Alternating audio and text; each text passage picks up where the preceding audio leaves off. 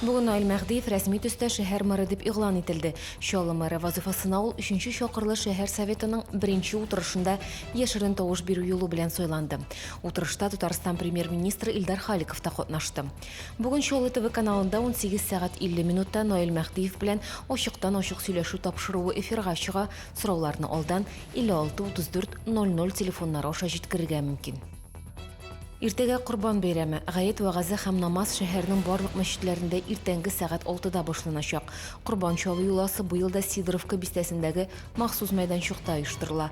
Анда малны сатып алырга, чалдырырга һәм эшкәртергә мөмкин булачак. Бүген исә Гарәфә көне, Курбан бәйрәменнән алдагы изге мөбарәк көн.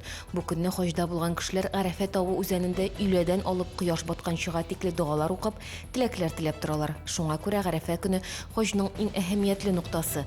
Хаҗда булмаган мөселманнар ушбу көнне уразада үткәрәләр диелә Татарстан мөселманнары диния нәзарәте хәбәрендә.